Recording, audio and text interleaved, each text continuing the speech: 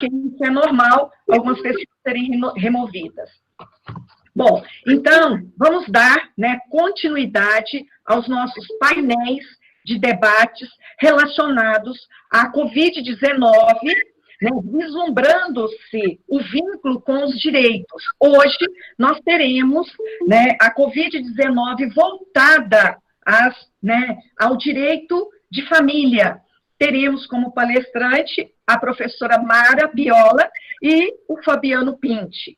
Gostaria, né, de agradecer a todos os participantes do ADEM, que é um projeto de extensão que foi criado pela professora Mara, e ela me convidou para que eu pudesse participar, e logo que ela saiu da universidade, que foi uma perda muito grande para nós, né, eu continuei e faço com que esse projeto continue sendo as nossas pupilas e nossos olhos, Marinha.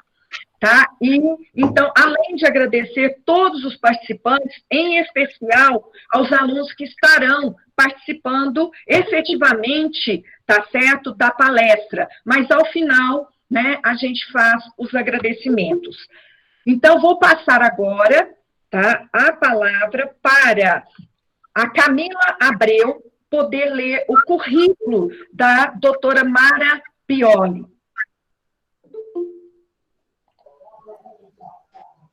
Pessoal, boa noite a todos.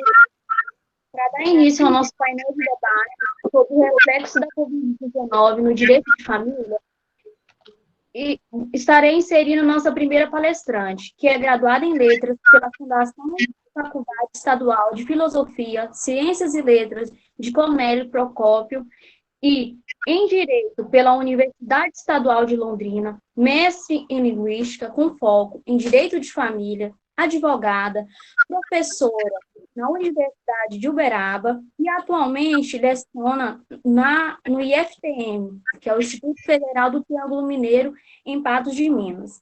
A nossa palestrante, ela conta com cerca de 33 anos de docência e é com muito prazer que eu insiro a nossa palestrante, professora Mara Cristina Piola.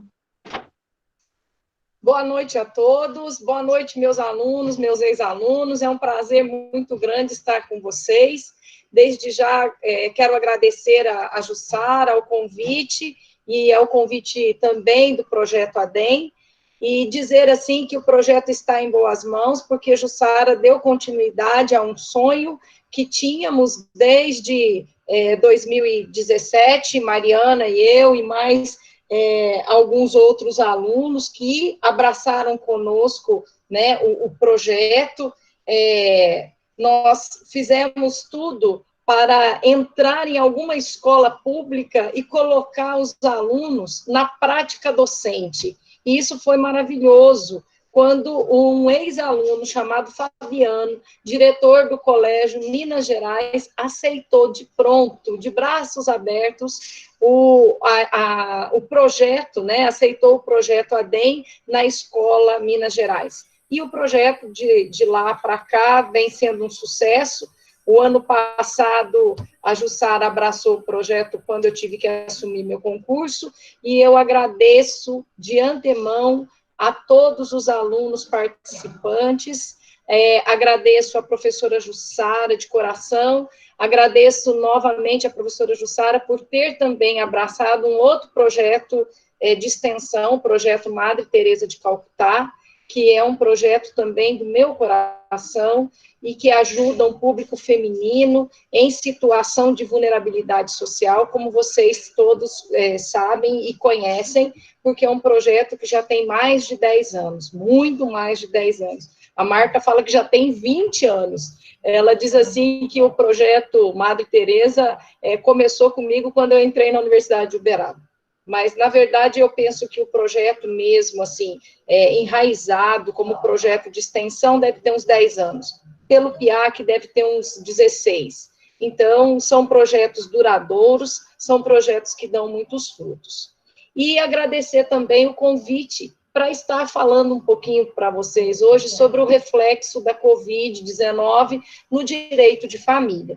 Nós sabemos que Maria Berenice Dias, ela diz direito das famílias por conta da abrangência, né, do signo família na atualidade de hoje. Só que, classicamente, os livros saem editados como direito de família por ser generalista, ok? Então, qual é o reflexo da Covid-19 no direito de família? Muitos reflexos mesmo. Dentro do casamento, o número de divórcios subindo, a taxa de divórcios subindo nesse período. Nós temos problema com questão de pensão alimentícia, e eu escolhi para falar para vocês a respeito da guarda.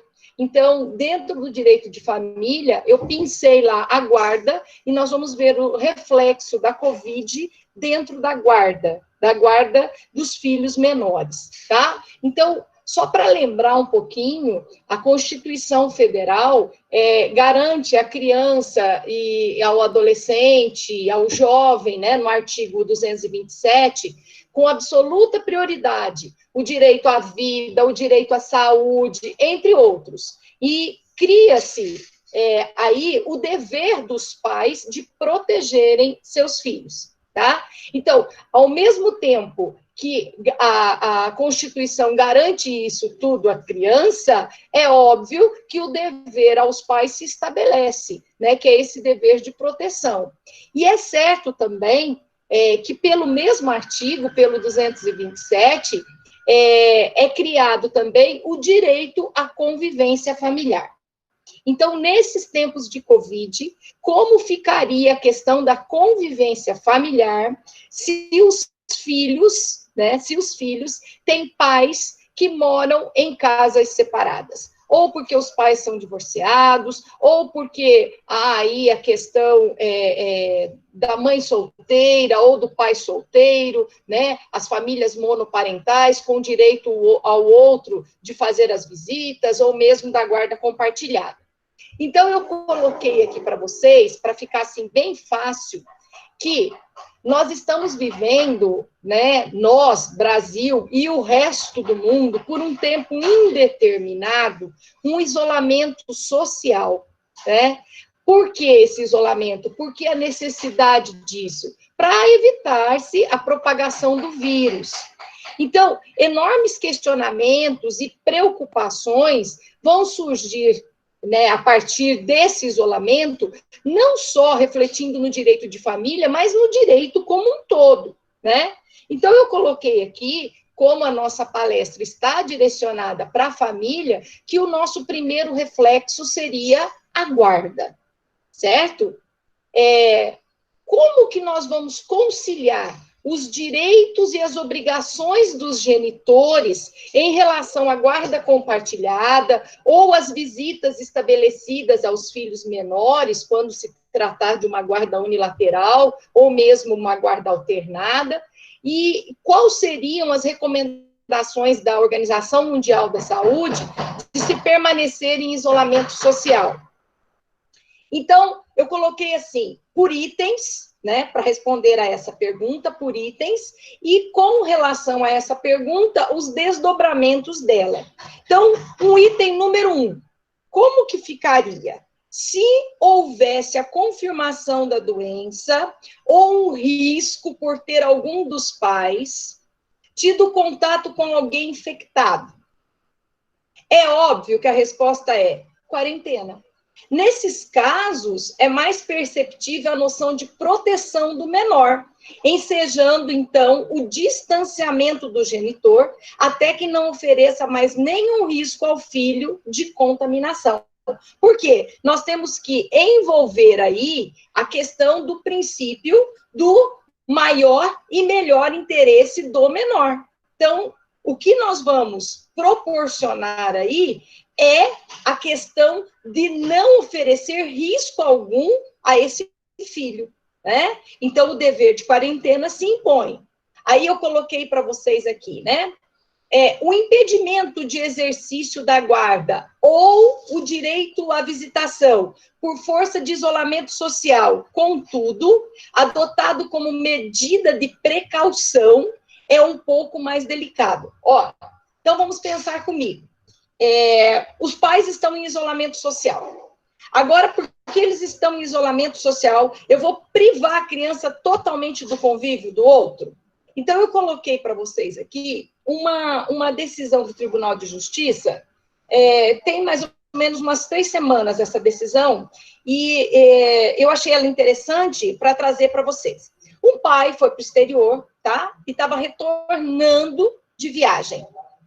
O juiz de São Paulo colocou 15 dias de quarentena para ele, antes que ele pudesse ver a filha. Por quê?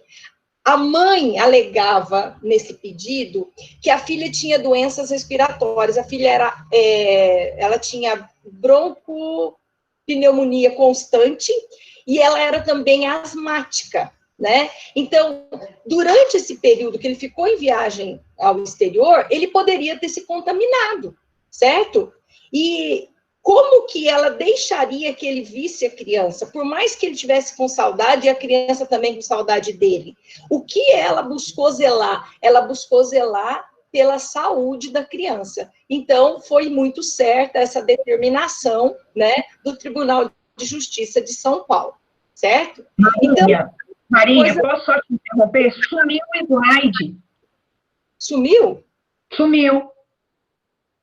Eu não estava vendo, aí eu perguntei, desculpa eu te interromper, mas sumiu os slides.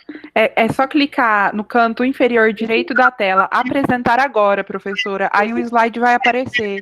Vamos ver aqui o que aconteceu. Só um instantinho que eu já vou. Uai, para mim ele estava aparecendo para vocês. Vamos ver lá de novo. Vamos compartilhar aqui. E agora, deu? Pessoal? Deu, agora deu, Marinha. Ah, tá, beleza. E vocês estão me ouvindo bem? Eu estou falando muito depressa? Vocês estão conseguindo acompanhar o meu raciocínio ou não? Tá maravilhoso como sempre. Ah, então tá dando para entender. Obrigada pelo maravilhoso. Tá ótimo. Então tá. Então, o que o juiz, nesse caso, na decisão dele, ele prezou buscar zelar sempre pela proteção da saúde do menor, evitando-se o quê? Evitando-se o risco da contaminação, tá? Então, o isolamento que nós estamos vivendo hoje é com o objetivo de evitar essa exposição desnecessária, tá? No caso da guarda, essa exposição desnecessária da criança por parte dos genitores. Então, os genitores também, eles precisam entender isso. Quer dizer, isso tem que estar, assim, com bastante clareza para eles. Porque o que nós estamos ali preservando é a saúde do menor, tá? Aí eu coloquei também, eu acho que vocês conhecem o Conselho Nacional dos Direitos da Criança e do Adolescente, né? O CONANDA. Qual é a recomendação do CONANDA hoje? Para não expor a saúde da criança e do adolescente a risco, tá? O CONANDA recomenda que o menor fique somente com um dos pais e as visitas e períodos de convivência sejam substituídos por contatos via telefone e internet. Essa é uma recomendação, não é uma ordem, é uma recomendação. Sempre voltando no princípio do maior e melhor interesse da criança, certo? Aí eu coloquei para vocês também uma outra sugestão, né, recomendado pelo CONANDA, tá? Que pode se adotar nesse período o esquema previsto para as férias, né? Em que os filhos ficam o máximo de tempo com cada genitor, havendo menos trocas de casa, né? Porque, às vezes, no acordo da guarda, fica recomendado que o mês de dezembro fique total com o pai, o mês de janeiro total com a mãe, e vice-versa. Então, pode-se adotar aí o esquema previsto para as férias, para os finais de ano, para as festas de finais de ano, em que o filho fica mais tempo com um genitor, antes de trocar, né, e ficar sob os cuidados do outro. Vejam, essas duas sugestões, né, recomendadas pelo CONANDA, sempre sugerindo com base no princípio do maior e melhor interesse da criança, tá? É isso que eu estou tentando pôr aqui para vocês. E aqui eu tenho uma fala do Ariel de Castro Alves. O Ariel, ele deu esse depoimento para um jornal, certo? Eu tirei desse jornal, e ele fala assim: as crianças e os adolescentes devem ficar preferencialmente em companhia do genitor ou genitora que esteja menos exposto ao contágio de Covid-19, evitando também locais de aglomerações e os deslocamentos. Quem é o Ariel de Castro Alves? O ano passado ainda, ele era conselheiro do CONANDA. Esse ano já mudou, né, toda a ordem do conselho, e ele não é mais. Só que ele foi entrevistado por ser um especialista em direito de família, direito da infância e da juventude, e ele dá essa sugestão da suspensão temporária da troca. Particularmente, pessoal, eu como mãe, certo? Como mãe, eu acredito que essa sugestão dele, essa fala dele, para evitar, né, os deslocamentos, evitar essas trocas, é muito acertada mesmo, tá? Então, vocês podem até, não, a professora está sendo bastante radical. Não é radical. Nós temos que nos preservar ao máximo. E nós temos que preservar as nossas crianças, os nossos adolescentes, os nossos jovens, tá? Por isso que eu sou, assim, um pouco mais firme nessa situação, ok? Nós temos hoje tantas maneiras de ficar em contato uns com os outros que não há essa necessidade de repente, ficar trocando a criança de casa o tempo todo, tá? Aí eu coloquei para vocês aqui como que está hoje no judiciário, fazendo um tour aí pelo judiciário brasileiro, tá? Então, nós temos decisões judiciais no sentido de aplicar restrições à guarda, suspensão de visitas, tá? Para diminuir o risco de contaminação. Tá? Não tem uma fórmula mágica, dizer assim, aquele juiz fez assim e todos vão seguir. Não. Vai analisar caso a caso, né, no caso concreto, e observar sempre o melhor interesse da criança. É o que está acontecendo. Até eu coloquei aqui um questionamento para vocês, porque às vezes os pais podem perguntar, será que é necessário fazer um novo documento legal para que essa mudança aconteça, ou uma revisão nos termos da guarda pode ser automática? Como que fica isso? Ora, nós vamos aí pelo bom senso, né? É hora do bom senso. Não é hora de exagero, não é hora de usar a criança como moeda de troca, não é hora de alienação parental, agora é hora de olhar para o filho e dizer assim, eu tenho que proteger. Né? Ele é uma vida e eu preciso proteger, tá? Então, os pais, eles podem ajustar esse regime de convivência de comum acordo. Agora é hora de acordo nesse período, né? Visando sempre o melhor interesse. Eu estou batendo nessa tecla porque é o princípio norteador nesse momento, tá? Se não for possível o acordo, claro que eles vão se submeter à questão, né? Vão se submeter ao judiciário, vão submeter a questão ao judiciário. Mas pensem bem comigo, pessoal. Num tempo desse, ficar brigando ainda assim, é muito contrassenso. Primeiro, porque o judiciário já era passo de tartaruga. Agora, imagina a situação que nós estamos vivendo hoje, né? Já está devagar. Ainda vou submeter uma questão dessa ao judiciário? Não, vamos ao bom senso. Aí eu coloquei aqui até um lembretezinho, né? Qual deveria ser a recomendação dos advogados aos pais? Então, quem é advogado na área de família? O que esse advogado deve recomendar aos pais? Sempre o acordo, tá? Sempre tentar o acordo. Pega lá a mãe, pega o pai. Vamos levar em consideração o bem maior aí, que é a proteção do filho, certo? Nós temos as opções, como eu falei no início da palestra, as videochamadas, né, telefone.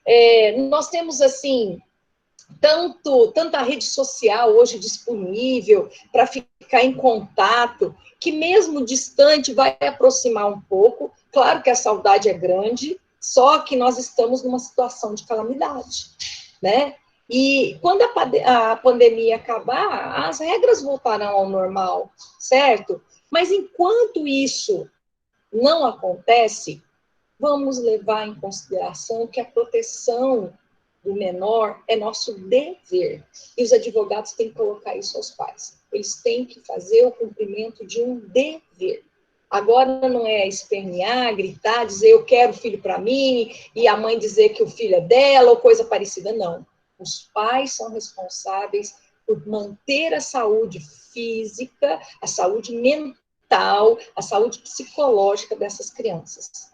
Não está sendo fácil ficar com os filhos dentro de casa. Ninguém está falando que é uma tarefa fácil. Não é. Nem para um, nem para outro. Os pais têm que usar de uma criatividade muito grande para que essas crianças não estressem, porque os próprios pais já estão estressados. Então, muita calma nessa hora, né? Vem lá o velho chavão, e a necessidade de orientar os pais para que tenham sobriedade, paciência, calma e tranquilidade, porque não é uma tarefa fácil, tá? Coloquei mais um ponto aqui que eu achei, assim, muito bom e interessante lembrarmos. Vamos pensar aqui num fato.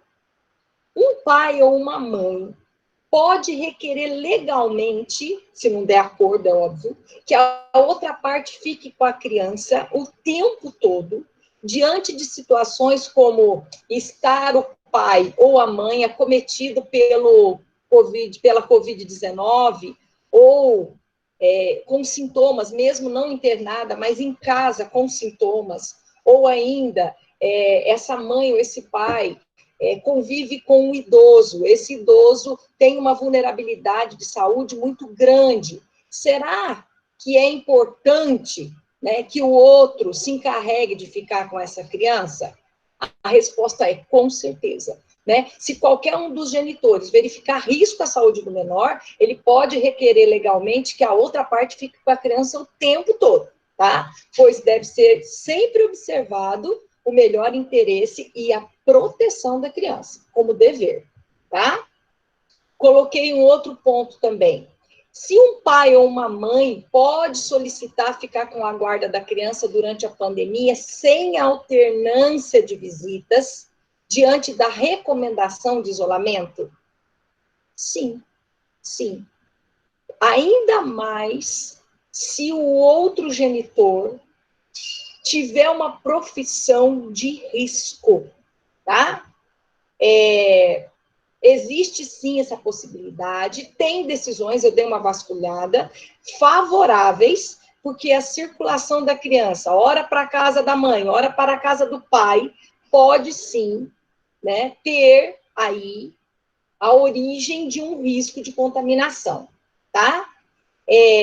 Por exemplo, a mãe é médica, o pai não. O pai tem uma situação mais favorável, o pai trabalha em casa, o pai trabalha com economia, com bolsa de valores, e tudo isso ele já faz pela internet há muito tempo, né? Ele tem um home office, assim, já instaurado na vida dele. É óbvio que se a mãe é médica e o pai tem esse trabalho em casa, o melhor é a criança ficar com o pai e não com a mãe, tá? E essa visita da mãe, não é que não quer a visita da mãe, é que essa visita da mãe pode causar riscos à saúde do menor, tá? Até coloquei para vocês aqui, ó, é possível também que o isolamento se dê em outra casa, tá? Se os dois forem médicos, por exemplo, os avós vão ficar com a criança, tá? Até eu coloquei aqui, ó, imagine que uma mãe é médica, trabalha em hospital e está em risco constante, ou vice-versa. Essa genitora pode requerer que a criança fique na casa do pai, ou se o pai também for médico, que fique na casa de um terceiro, um avô, uma avó, tá? Uma pessoa com quem a criança conviva, que a criança goste, tá? Que vai oferecer para ela menos risco para a saúde, tá? E uma última pergunta, para nós já fecharmos. Qual é o entendimento hoje sobre a guarda quando o pai e a mãe moram em cidades distintas? Coloquei aqui 2 cidades lindas, né? Como que fica? Será que vai continuar o trânsito aí de uma criança ir para um lado, ir para o outro, voltar? Devido ao risco de contaminação pela viagem e prezando pela preservação da saúde, qual que é a resposta? Que o deslocamento, tanto do menor quanto do genitor ou da genitora, pode ser suspenso nesse período. A resposta aí é não, tá? A resposta é não. Morou em cidade diferente, pode a criança ficar com aquele genitor durante todo esse período de pandemia, porque tanto pode ser risco para a criança ficar nesse deslocamento, nessas viagens, quanto daquele genitor que viaja para vê-lo, certo? Então, pessoal, o que eu tinha para falar para vocês era isso. Eu espero que vocês tenham entendido, que tenha ficado claro. Eu coloquei várias possibilidades, nós temos um tempo muito reduzido, e eu espero que vocês tenham gostado e tenham aprendido um pouco comigo. Estou com muita saudade de vocês.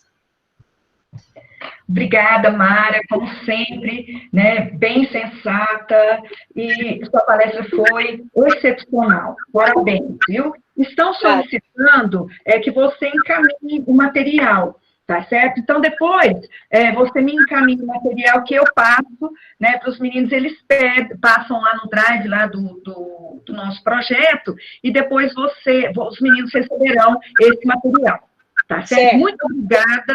Sua palestra foi muito esclarecedora, foi muito boa, tá? Então, parabéns. Obrigada. Tá? Você vai ficar aí conosco até o final, né, Marinha? Porque agora... Estou com saudade do Fábio, quero falar oi para ele. Oi, Fabinho!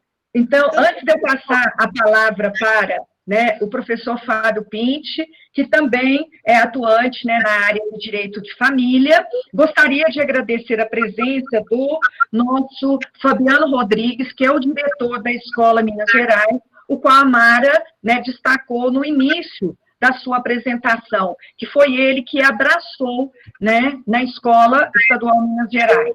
Tá certo? Muito obrigado pela sua presença. Sem você, com certeza, esse projeto não estaria, tá, do jeito que ele está. Muito obrigado pela sua presença. E agora eu vou passar a palavra para o João Pedro, para que ele possa, né, ler o currículo do Dr. Fábio Pinti. Boa noite. Dando seguimento ao painel de debate, eu vou ler o currículo do Dr. Fábio Pinti Carbone. Graduado em Direito, pós-graduado em Direito Civil e Processual Civil, professor universitário nas disciplinas de Processo Civil, Direito de Família, Direito das Sucessões, estágio supervisionado. Advogado associado do IBDEFAN, voluntário nas oficinas de parentalidade. Seja bem-vindo, Dr. Fábio.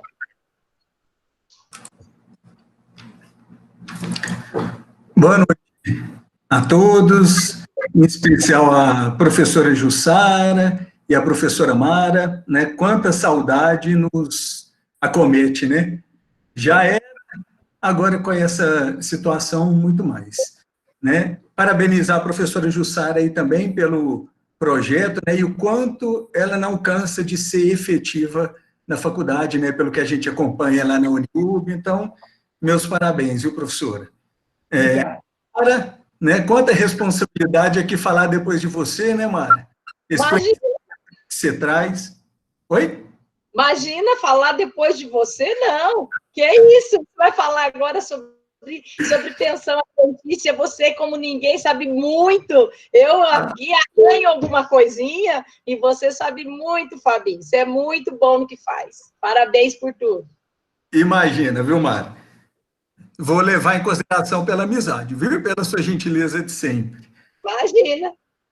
E agradeço pelo convite, pela consideração, pelo vínculo que a gente vem construindo, né, por poder dividir um ambiente aqui tão rico e propiciar o conhecimento e nos ajudar a superar esse momento, né, que é de crise aí em geral, né, globalizada, como a Mara trouxe. Antes da gente adentrar especificamente na questão dos alimentos, só trazer algumas premissas iniciais, né, de que se aplicam tanto com relação à guarda, que é o assunto que a Mara muito bem trouxe, e com relação aos alimentos que nós vamos abordar, né? Porque, na verdade, essa questão que nós estamos enfrentando, ninguém pediu para estar nela, né? Eu não pedi, os pais, os alimentantes não pediram, os filhos principalmente também não. Então, a gente tem que ter em mente de que traz um abalo econômico e psicológico em geral, né? A gente não pode falar que é para todos, mas em geral, e de que isso traz um sacrifício de todos também. Então, tem que ter um sacrifício tanto por parte dos pais, né, da mãe, quanto por parte do pai também, né? Tem que ter essa cooperação e essa corresponsabilidade aqui também, né? E a gente aproveita esse momento para rever nossas posturas, né, nossas condutas, a gente retirar o máximo proveito que tem desse momento. E por que não a gente dizer de mudar alguns paradigmas aí também, né? Acho que é hora, mais do que nunca, da gente humanizar a questão do conflito e das relações familiares, né? A gente realmente levar para sempre algo de positivo que a gente está tirando desse momento, né? No que tange a solidariedade. E aqui é interessante a gente mencionar do quanto que é importante se colocar no lugar do outro, né? Nessa época, então, de que se fala tanto em solidariedade e cooperação, não há dúvida de que quando a gente se coloca no lugar do outro, a gente faz do mundo o lugar de todos, né? Eu acho que a democracia, ela reina com muita presença e efetividade quando a gente sabe sentir a dor do outro, né? Aqui a Mara muito bem trouxe, né, de que a gente tem que tratar, o ordenamento jurídico já trata há muito tempo, mas a gente não pode esquecer que os filhos aqui são sujeitos de direitos. Então, a gente tem que analisar realmente aquilo que atende muito mais efetivamente ao interesse deles, né? E sem deixar de mencionar, pessoal, vocês já viram a questão da função social da propriedade, da posse, função social do contrato, mas também tem a função social da família, né, de propiciar essa questão de um desenvolvimento pleno e íntegro aos filhos, né, e se fala também na ética na família e nas relações afetivas. Então, assim, superadas essas premissas, e aí vocês podem me cortar, viu, professora Jussara, se eu estiver indo muito rápido, mas é por conta do nosso tempo, né? Não, está tranquilo. De que a gente tem duas situações, né? Uma, aquela situação ideal e o que é certo. E outra, aquela situação que é possível e é o que dá certo nesse momento.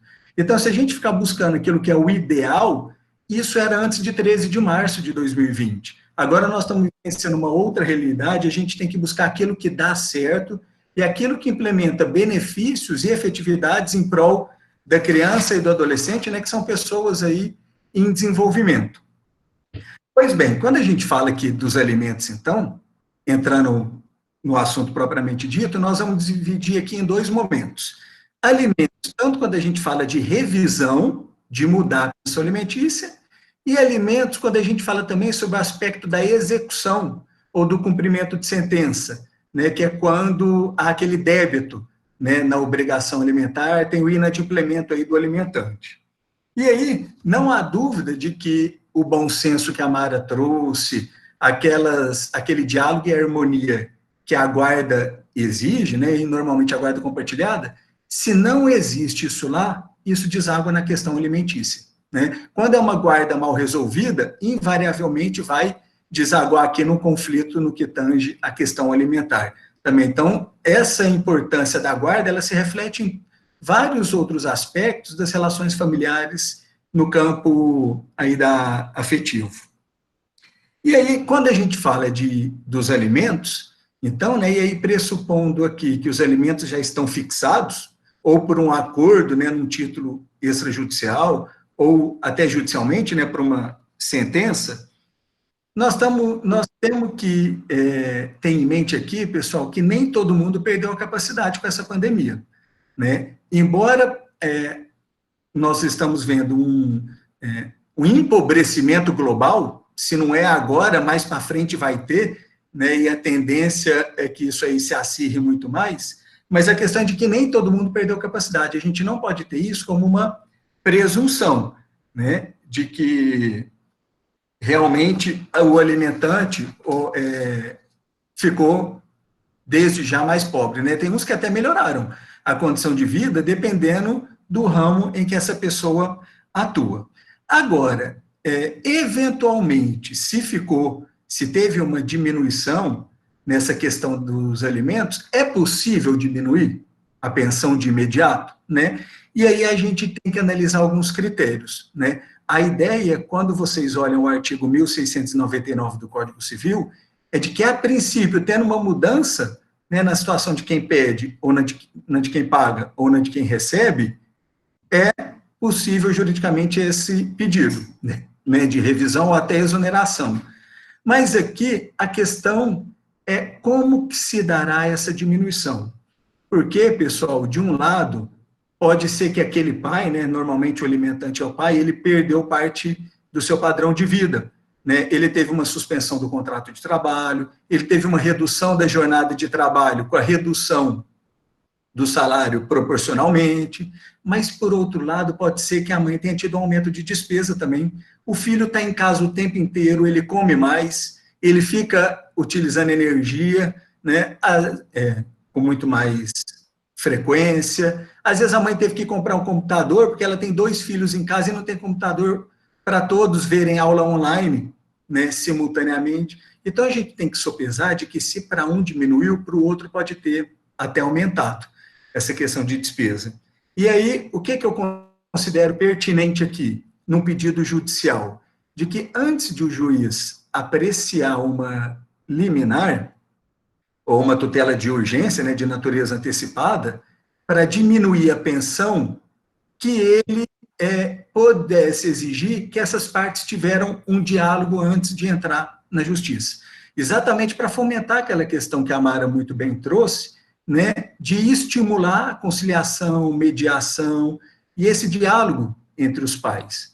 Ou então, se não for essa opção, de que o juiz determine que o alimentante comprove documentalmente essa redução da capacidade dele, né? E aí, se é um trabalhador com vínculo formal de emprego, fica mais fácil comprovar. Agora, se for um trabalhador, né, um profissional autônomo, que ela traga, que exija provas de que como era antes de 13 de março e o que mudou para agora. Então, acho que tem que ter essa exigência de comprovação, assim, farta, com a petição inicial, e aí por prova documental, para realmente ter uma certeza daquela situação, né? Tem um projeto de lei que está tramitando para configurar e permitir uma redução de até 30% da pensão alimentícia por um período de 120 dias, né? Acredito que isso aí poderia engessar, né, porque nem todo caso tem as mesmas peculiaridades, mas já é uma ideia para se demonstrar de que realmente assim, estão tendo muitas perdas, né, sob vários aspectos. Então, eu acredito que a diminuição é possível, sim, mas eu entendo que tem que ter uma prova efetiva, né, e assim, muito farta dessa redução da possibilidade do alimentante. E, além disso, entendo que poderia, às vezes, ter uma diminuição por um período, né, uma tutela de urgência, o juiz configuraria, né, numa decisão, a hipótese de reduzir por 90 dias, e aí, superado esse tempo, voltaria a reapreciar essa questão, né? Ou, às vezes, eventualmente, até a suspensão da obrigação, mas com a condição de depois repor esse valor, né? Ainda que de uma forma parcelada, né? Então, o que demanda muito da gente aqui, profissional do direito, nesse momento, é a criatividade. A gente tem que arrumar e angariar algumas formas de tentar resolver a questão, né? Acredito que essa diminuição, ou proporcional, por algum período, né, ou, eventualmente, num caso mais drástico, essa suspensão, mas com a possibilidade de depois retomar, né, realmente pode ser uma saída, né? Sempre lembrando aqui de que a gente não sabe quanto tempo vai durar essa pandemia, né, e esse isolamento, e esse confinamento que a gente tem, né? Foi divulgado hoje uma decisão aqui de Beraba, acho que, de proibição do comércio local, então a gente não sabe até quando que vão perdurar esses efeitos. O certo é que a pandemia vai acabar, 1 hora, mas os efeitos, pessoal, eles vão bem longe. Eu acho que a situação não volta a ser como era antes de 13 de março. Então, realmente, exige de nós aí, né, operadores do direito, muita criatividade para tentar resolver de uma forma mais efetiva essas questões. Agora, acredito que mais drástico pode ser quando a gente trata do débito alimentar, né? E aí, quando aquele alimentante não está cumprindo a sua obrigação, né, o seu encargo alimentar, ou ele não está cumprindo totalmente, e aí teria um inadimplemento aí pleno, né, ou parcialmente. E aí, o filho, né, o menor, representado por quem de direito, ou pela mãe ou pelo pai, ou pelo avô, eventualmente, em uma família substituta, ele vai promover a execução ou o cumprimento de sentença, né, nessa hipótese. A medida que a gente pode se valer é tanto pela prisão quanto pelo rito da penhora, né? O da penhora a gente deixa de lado porque não tem circunstâncias significativas que nos leve a comentar aqui, né, de uma forma mais específica. Agora, o rito da prisão, realmente, ele está trazendo muito debate, e alguns muito interessantes, né, que com certeza vão ficar para depois que essa pandemia acabar.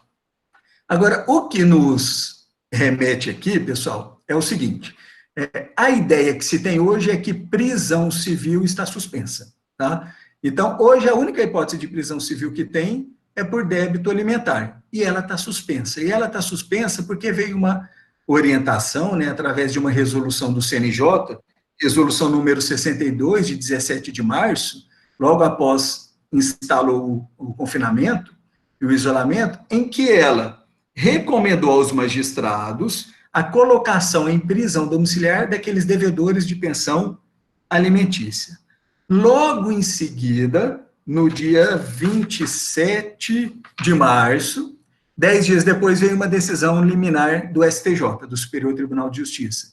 E ela foi proferida em sede de um HC coletivo, né, um habeas corpus coletivo impetrado, salvo engano, pela Defensoria Pública do Estado de São Paulo, e aí, nesse HC, deferiu a liminar para impedir a prisão civil de devedor de alimentos.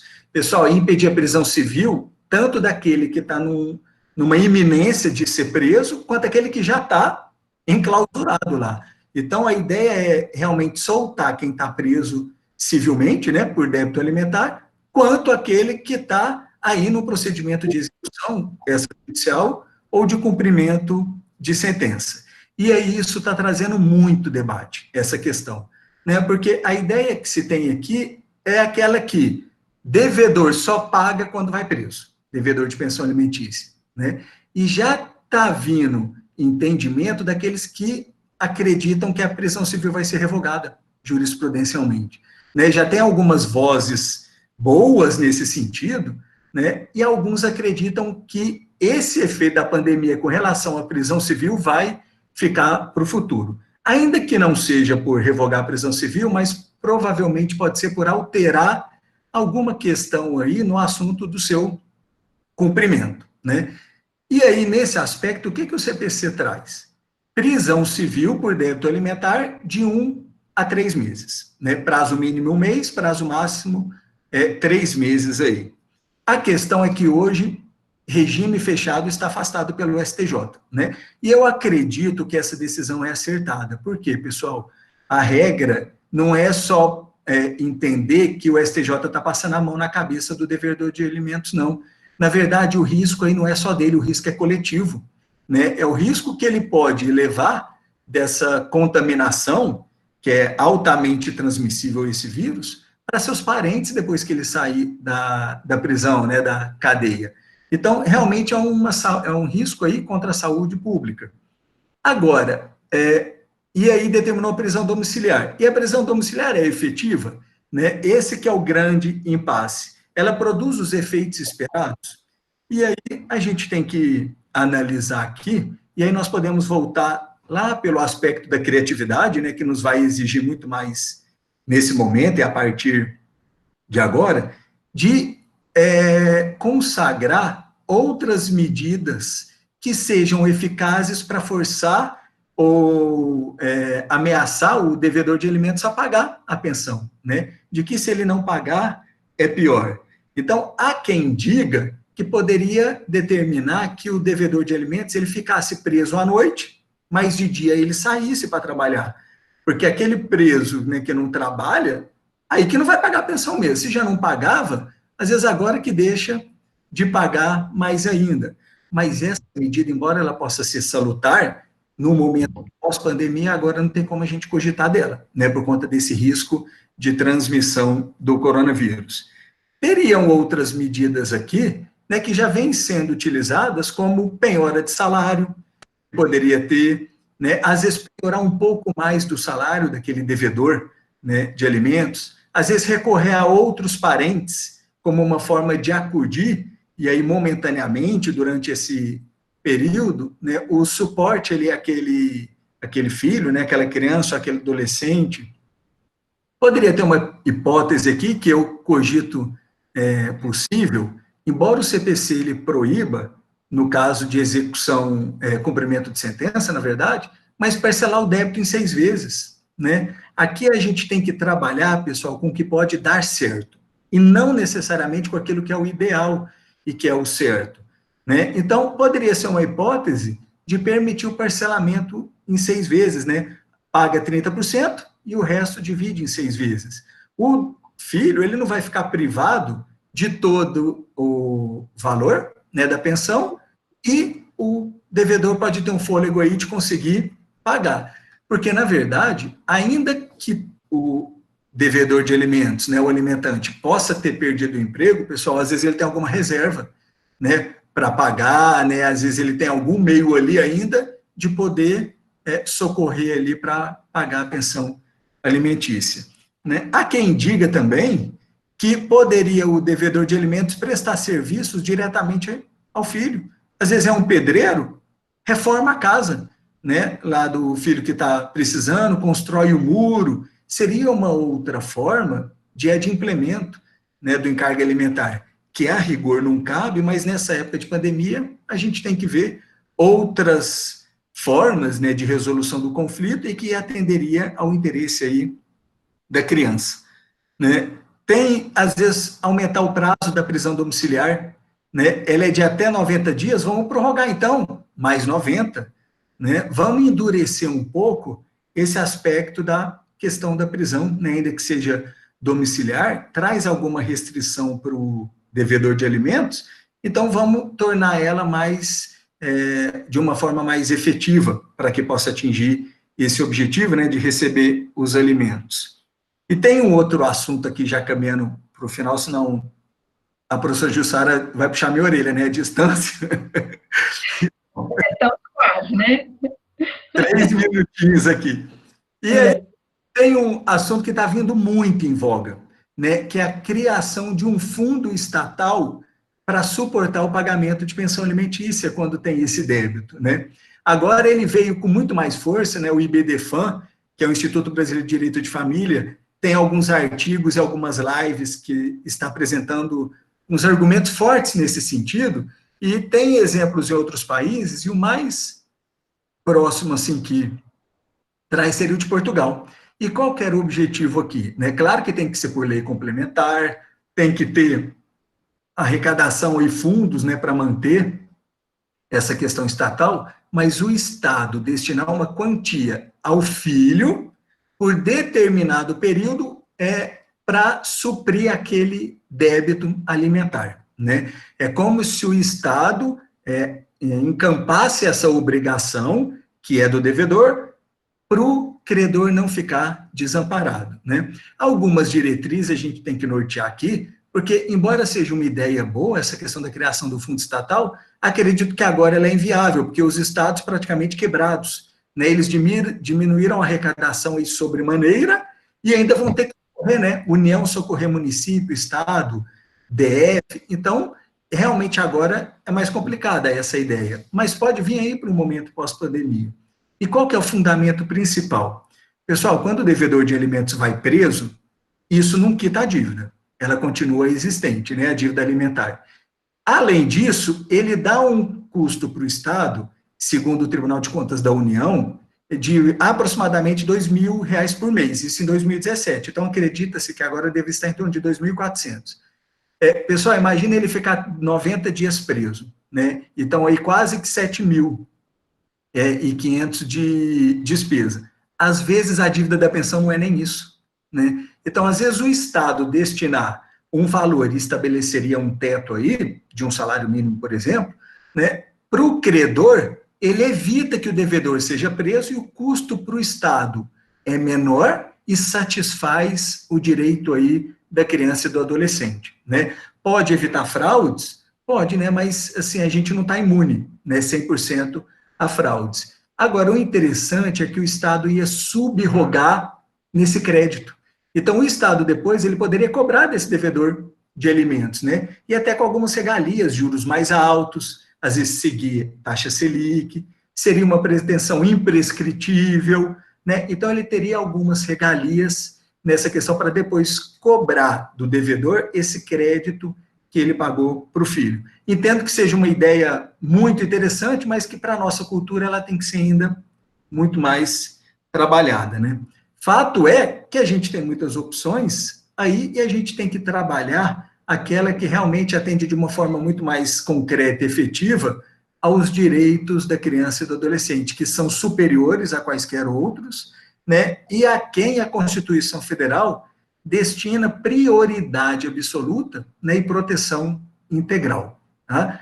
Então, eram essas as abordagens aqui, peço desculpa pela celeridade aqui, mas estou à disposição e rendo de novo meus agradecimentos à professora Jussara e à professora Mara, que são companhias muito ilustres, principalmente nesse momento, né, de afastamento. Muito obrigado.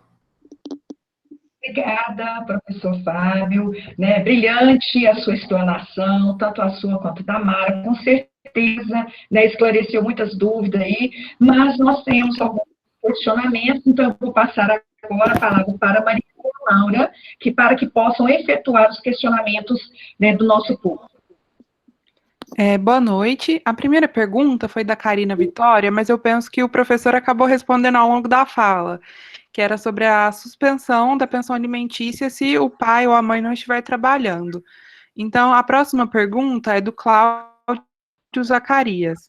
Considerando o momento de pandemia e um possível desemprego do responsável pelo pagamento da pensão alimentícia, é possível reduzir o valor extrajudicialmente? Na verdade, até muito pertinente essa pergunta do Cláudio, né? Como sempre, uma pessoa bem sensata. Eu acho que, na verdade, a gente tem que estimular essa resolução extrajudicial. A gente tem que deixar o judiciário para a hipótese em que realmente não tem como chegar num consenso. Agora, eu acho que é muito bem-vinda essa ideia de resolução amigável, né? Por quê? Porque a tendência é que os conflitos sejam mais fáceis de serem resolvidos, né, quando tem um diálogo e uma harmonia entre aqueles pais. Então, eu entendo perfeitamente essa possibilidade, inclusive, de configurar título executivo extrajudicial, né, o CPC traz, que é aquele acordo referendado pelo Ministério Público, Defensoria Pública, pelos advogados dos transatores, e até configura título executivo extrajudicial. Então, eu entendo perfeitamente possível, até valorizo essa hipótese, né? Bom, próximo questionamento, a Júlia, ela diz assim, no caso do menor passar o período da quarentena na residência do outro genitor ou de outro familiar, este outro familiar, genitor, poderia requerer os alimentos deste menor para ajudar com as eventuais despesas do período? Cortou um pedacinho, mas eu entendi que se muda de residência, né, de maneira... pelo menos durante a pandemia, se poderia requerer pensão, né? E aí eu entendo que sim, porque, na verdade, ele vai ter maiores gastos, né? E o outro vai ficar livre de alguns gastos. Então, eu entendo que seria possível, né, exonerar, ainda que temporariamente, ou suspender a obrigação alimentar desse que está com filho agora, e o outro realmente ser obrigado ao pagamento de alguma quantia. Só ressalvando aqui, se essa mudança de residência for judicial, o juiz, na decisão, ele já pode fixar o quanto que aquele que não vai estar com o filho pagaria. Ou, se for por um acordo extrajudicial, ali eles já teriam alguma resolução nesse aspecto, né? Mas eu entendo que sim, que aí seria possível, visando aí ao bem-estar, né? E aquelas despesas inerentes aos cuidados com o menor.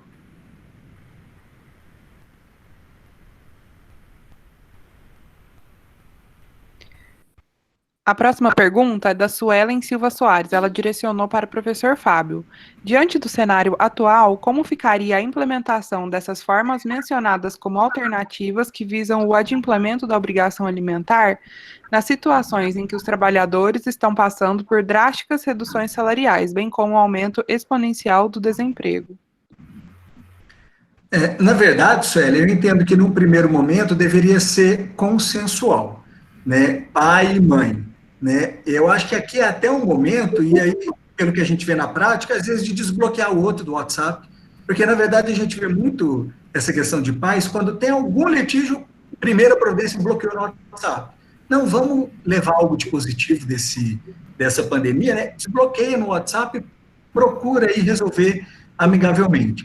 Agora, a questão que traz, Suelen, é o quanto que pode diminuir, por exemplo, dessa pensão, né? Será que diminui metade da pensão? Será que suspende mesmo? Porque pode ser uma hipótese que o pai que paga, né, que é o devedor de alimentos, aí o alimentante, ele está desempregado. E pode ser uma situação que a condição da mãe melhorou, né? Às vezes o ramo que ela trabalha, que é de delivery, deu um up agora. Então, acho que teria que analisar essas situações concretas para ver como fazer esse equilíbrio. Né? Mas aí teria que ver, no caso concreto, a que ponto que foi essa redução da capacidade do alimentante. Né? Foi uma redução drástica, foi uma redução menos sensível, ele tem outras formas de conseguir uma renda.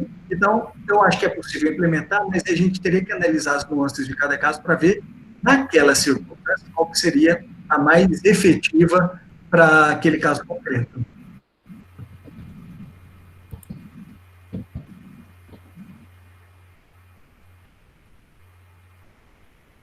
Bom, nós não temos mais nenhuma pergunta e já vamos finalizar, né, porque nós vamos dar aula agora mesmo, mas antes de fazer um encerramento, gostaria de passar a palavra para a Maria Gabriela para fazer os agradecimentos. Boa noite a todos. Eu, em nome de todos do Grupo ADEM, juntamente com a nossa coordenadora Jussara e de todos do grupo aqui presente, gostaria de agradecer pela palestra ministrada aqui a nós. Hoje foi abordado um tema de grande pertinência, de forma que cada pessoa aqui conseguiu aprofundar seus conhecimentos. A gente viu pelas perguntas e tudo.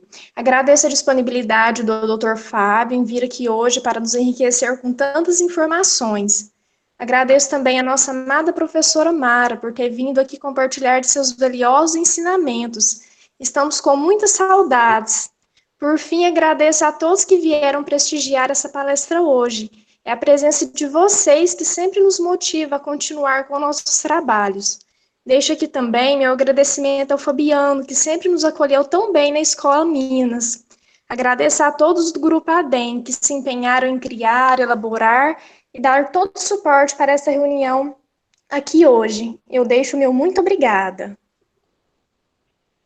Bom, dando encerramento, do nosso segundo painel, gostaria de agradecer, tá, a todos os participantes, do projeto ADEM, em especial pelos alunos que participaram hoje, porque cada painel nós estamos, tendo participações diferentes, a Camila Abreu, o João Pedro, a Mariana, a Maura, Maria Gabriela, a Carolina, a Jaqueline e a Keise. E também parabenizando a todos que estiveram presentes aqui e lembrando que terça-feira que vem nós teremos o terceiro painel, que é a Covid-19 e o sistema penitenciário, com os professores e doutores Roberta Toledo e Rubens Correia. Tá certo? Estaremos aqui novamente agradecendo de todo o coração o convite da minha querida e amada amiga Mara, tá? E ao meu querido também amigo Fábio, que aceitou, assim, de planto, a hora que eu os convidei. Então, ambientaram esse finalzinho de tarde e início da noite. Tá? Muito obrigada, agradeço a todos pela presença, e a semana que vem estaremos aqui com outro painel de debate. Tá? Boa noite a todos, e para quem vai ter aula, boa aula. Um beijo. Obrigada, Jussara, obrigada a todos. Obrigada, Fábio, pelas lindas palavras a mim endereçadas. Obrigada a todos os meus alunos. Agradeço o convite. Fico com muita saudade de todos, tá? Parabéns, Fábio, sua palestra foi esclarecedora. Amo você, Jussara. Fiquem com Deus. Também, amo os dois. Né? Muito obrigado.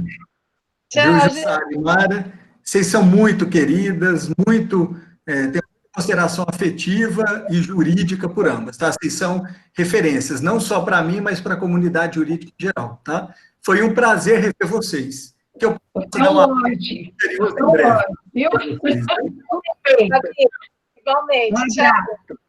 Tchau, fiquem com Deus, gente. Obrigada pela participação de todos, e conto com vocês a semana que vem no nosso terceiro painel, tá? Um beijo para todos e fiquem com Deus. Amém. Obrigada, Ju. Tchau, meus alunos queridos. Amém.